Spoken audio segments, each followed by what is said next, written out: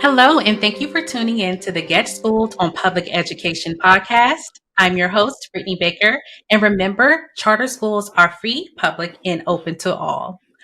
97% of public school teachers say they wish people understood how demanding it is to be a teacher. That's according to new research about teacher sentiment on public education conducted by the Harris Poll. The National Alliance for Public Charter Schools commissioned a national survey of pre-kindergarten through 12th grade public school teachers. And here to discuss the findings, I'm delighted to introduce the author of the report. We have Debbie Veney. She's our Senior Vice President of Communications and Marketing at the National Alliance.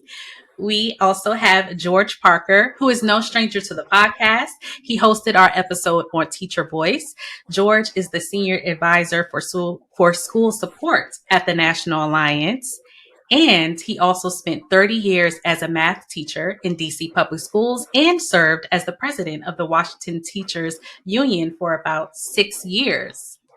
We also have Rebecca Purser. She is the research manager at the Harris Poll and an expert on this new study. Rebecca has extensive experience in K through 12 education research.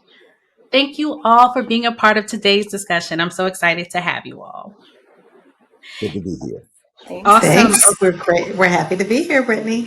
Of course. And the report is entitled Listen to Your Teacher, an analysis of teacher sentiment on the state of public education. We'll start with you, Debbie. Why do you believe it was important to talk to teachers? This is, I think, the most important topic right now facing public education. And we're hearing all the headlines about teacher shortages and teacher resignations and teacher dissatisfaction. And it really felt to me like we weren't listening enough to what teachers were actually saying about this. So there was a lot of talk about teachers, but not enough talk to teachers and not enough listening to them. I agree. And one thing that came out of the study that stands out to me is that it's important to seek solutions from teachers as it relates to challenges in the classroom. Let's dive a little bit into the background information. Rebecca, can you walk us through the methodology?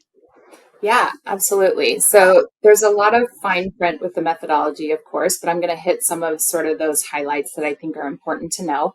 So for this survey, we surveyed 1,211 U.S. public school pre-K through 12 teachers. And of that overall sample, we had about a 2/3, 1/3 split of district versus charter school teachers. So we had 811 district school teachers, 400 charter school teachers. The survey was about 15 minutes long, was all administered online through Harris's secured servers. And the way that we sample at the Harris Poll is by using panel sample providers. So basically what that means is that we work with panels that store demographic information about their respondents, and then they're able to really target certain types of respondents for a survey. So they knew, for example, that these were teachers. They were able to reach out to teachers to participate in the survey. If they chose to participate, they went through an opt-in and then also a screening so that we could make sure, not only that they are teachers, but they were specifically those district and charter teachers that we were looking for in that pre-K through 12 setting. Another important piece of methodology that I always like to speak to, I'm a bit of a broken record on this by now, probably Debbie, but is about the weighting that we use at the Harris Poll. And I think that that's really important because it tells us that these results are representative and projectable to larger teacher populations. So all of the data, all of the findings that we're going to talk about have been weighted to be representative of charter teachers, of district teachers respectively, and then any time we speak to the total teacher population, that has also been weighted to be representative of what that sort of real world proportion is of charter teachers versus district teachers. And then the last little bit is about statistical significance and the way that we conduct our analysis. So there's a couple of areas where we looked at, really some of those overall teacher findings, but also what's unique to some of these different teacher populations. And so anytime we talk to differences or some of those distinctions between teacher groups, safe to assume that those are all going to be statistically significant differences. When we get our data back, it's a ton of data. It's a lot to wade through. So that's really sort of how we interpret what's a sticking point, what's something that's really worth looking at, is whether or not it's statistically significant or not. There's lots more fine print about the methodology that is also in the report, I know, but Harris team is always here to answer any other questions about methodology for sure. Thanks so much, Rebecca. Okay, let's dive into some of our findings. We learned that something's got to change. Of all teachers surveyed, 99% say something needs to change in public education in order to recruit and retain teachers. And over the past few years, teachers have reported feeling worried or anxious, burned out, and overwhelmed. When it comes to student behavior, 74% of teachers say they experience discipline or behavioral issues in the classroom. And on the topic of compensation, 75% of teachers believe providing better benefits and pay will increase teacher retention. George, with your experience in the classroom and as union president, what comes to mind when you hear this data? Wow. I think one of the things is that the data in the reports kind of confirms what I've always felt in my experiences as a classroom teacher. I know that we said 97% of teachers indicated that they wish people understood how difficult the job is. In my 30 years of the classroom, I felt the same, is that if you don't know, you don't know. But if you want to really see what the experience is like, you get in there and you have some teaching experience. So, it's a difficult job. But in reading the report, I got out of it that teachers, first of all, want to be respected. They want to be heard. One of the things that I love about this report is that I think is one of the more comprehensive reports. You hear all the time about there's a teacher shortage and you talk about teacher pay, but I think this report it got into what teachers are feeling and what motivates teachers and et cetera. And I just love that. I think the report shows that teachers know we are in a crisis and education is in a crisis in this country. And the term that something has to change is so true. The problem is finding out what that change has to be and to get everybody to buy into it.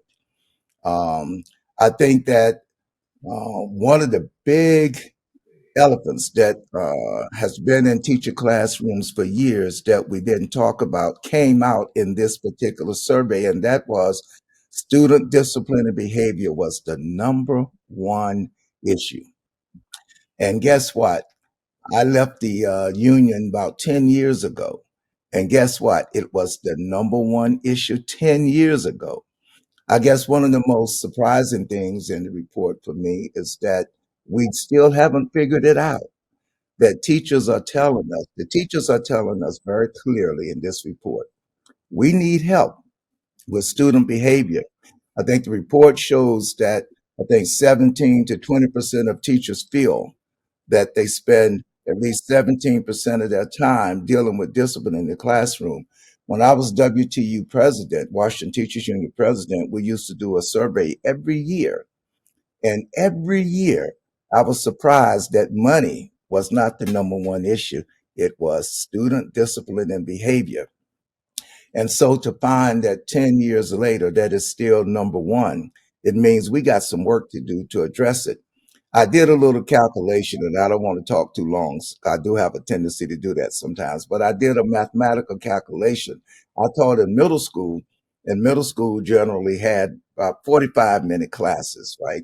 So I did a calculation. If a teacher uses 20% of his or her time dealing with student behavior, that's the equivalent of 9 minutes of that 45 minutes per day.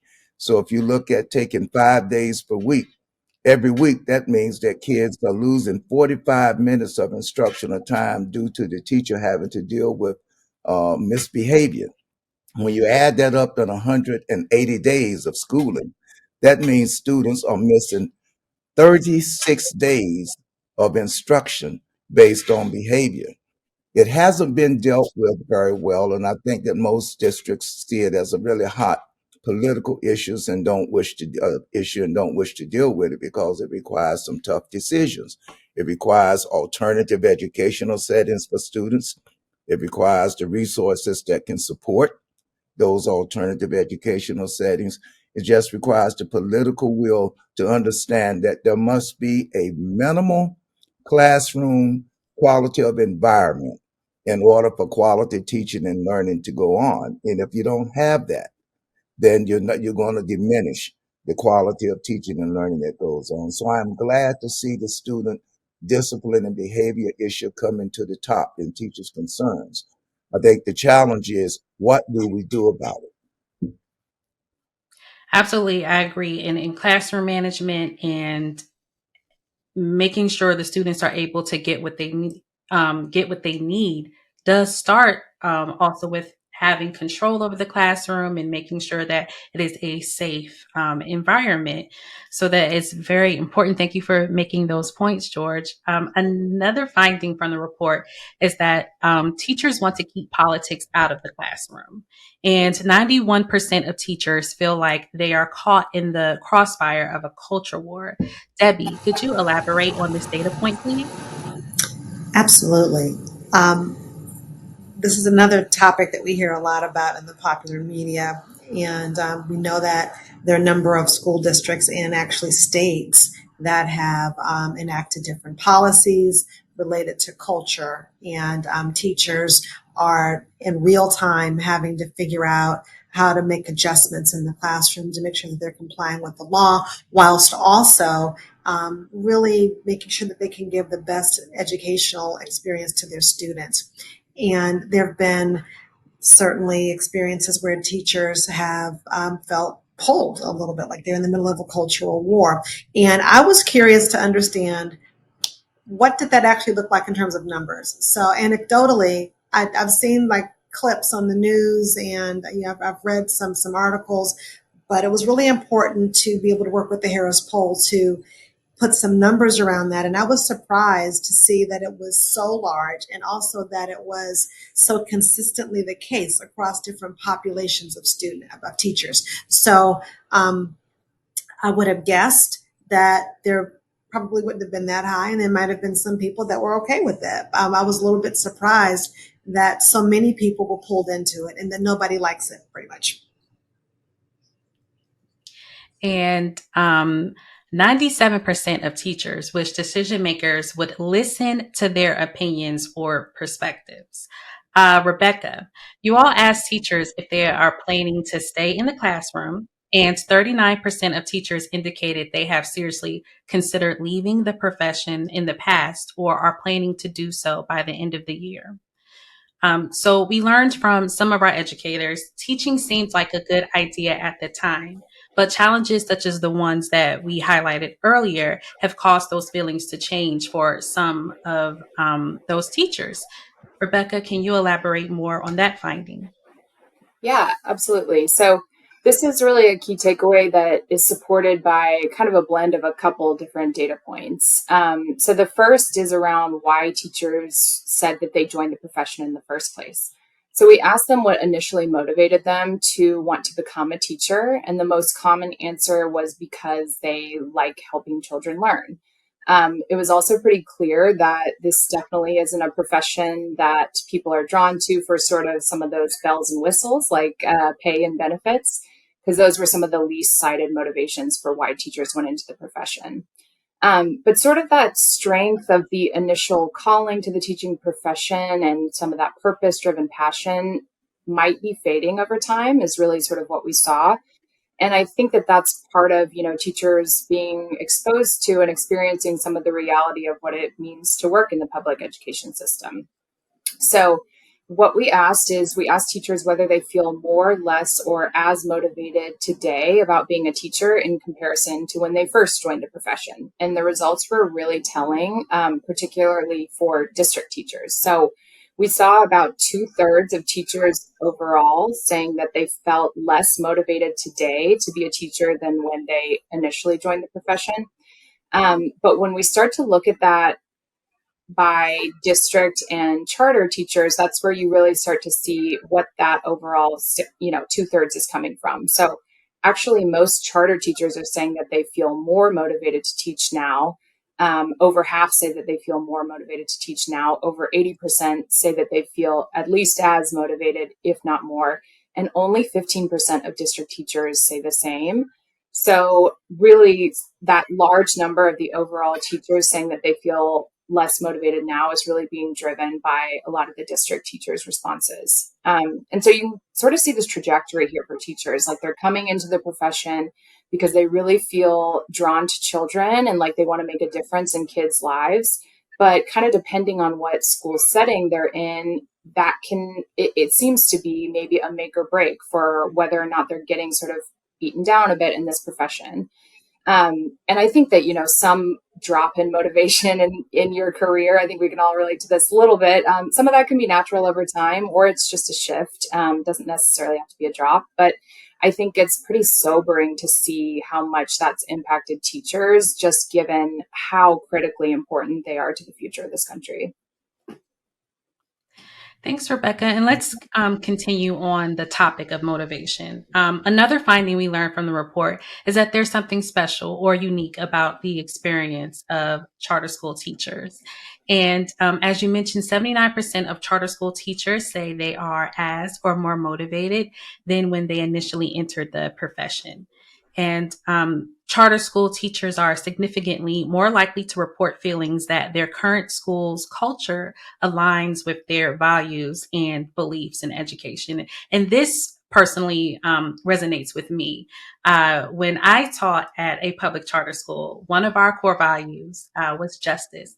And it's not justice as you would think in the traditional term. Justice basically meant that you are giving your student whatever it is that they need to succeed. So say, for instance, if they're having challenges or if you're having challenges with their behavior, you would respond and use tools in a way that they are receptive to, from learning the child, the things that that child responds more to, that would be us, giving them justice as far as trying to correct that situation in a way that would best fit them, even in instruction, tailoring the lesson to reach each student based on their learning style. So that's one thing that we had in our classroom. Well, within the whole school, justice. And that's something that I really also pushed in my classroom. So the next question is just open to anyone. Based on the data, are there any other topics that came up to share the unique experience of charter school teachers? Okay, I can jump in on that one. Thanks, Debbie. So, one of the things that stuck out to me was how many teachers felt like their voices were being heard in their school settings by their administrators, that they had autonomy in their classrooms. So 2 points on that. One, it's something that's desired by teachers across the board. That's not surprising to hear to me. And two, that there was something special about the charter environment that allowed teachers to be able to get more of that. Now, this is not what the research will show, but I am going to hypothesize that perhaps because those conditions exist more often in charter schools, that might be tied to overall satisfaction that teachers have. And that it might also be related to the motivation that we see over time. If you take a group of people that are coming into this because they want to save the world, and that's what all teachers do, and if you have the restrictions removed from you to be able to try different things, to be innovative, to feel that you're not only able to weigh in on what happens in your classroom, but on your whole school. That's pretty powerful. And I have to think that that makes teachers feel like the professionals that they are. And I'd like to add just a little bit more to that. I think one of the things that helps to generate more job satisfaction for charter schools is just the structure. What I found is in my experience, both as a classroom teacher and as the president of the DC Teachers Union, most school districts end up being a big bureaucracy. and they set policy for the big selection of schools that they have, which means that school policy for large districts is not geared to address the needs of specific schools. Whereas when you have a charter school leader can focus on that one, two, or three schools. So it's that those teachers, they can set policy quickly, they can implement policy real quickly. I think that is an advantage that charter schools have, is that they're smaller, you have less bureaucracy that's involved, and the teacher becomes more important.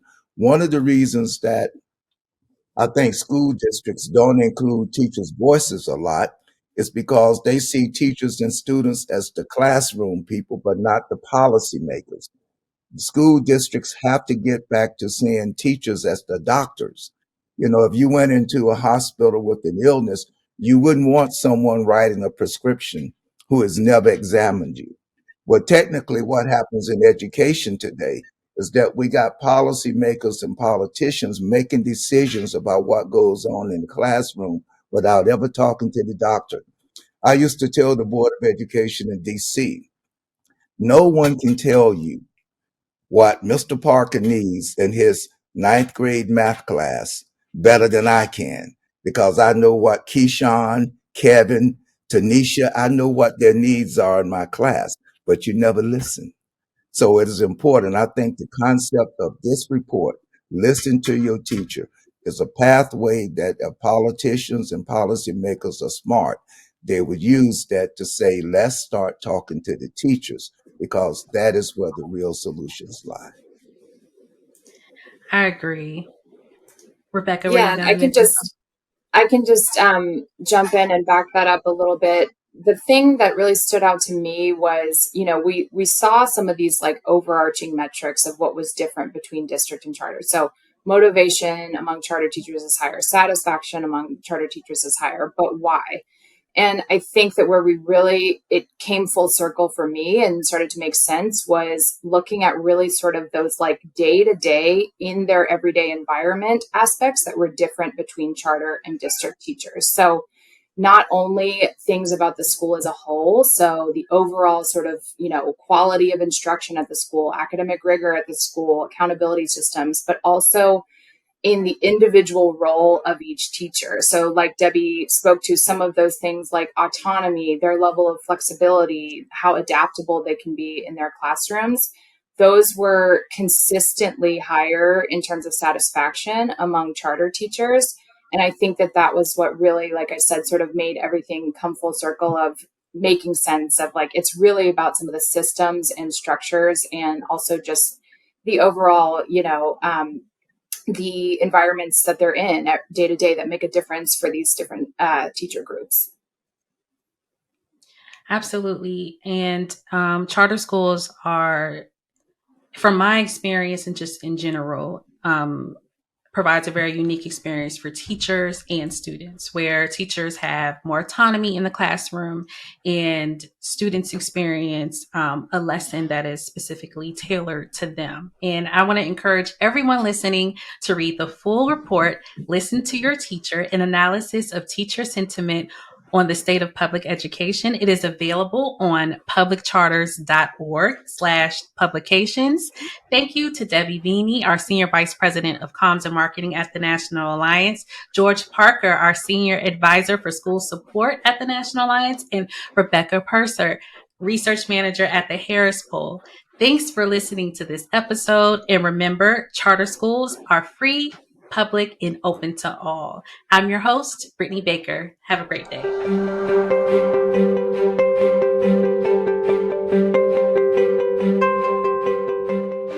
Produced by Heartcast Media.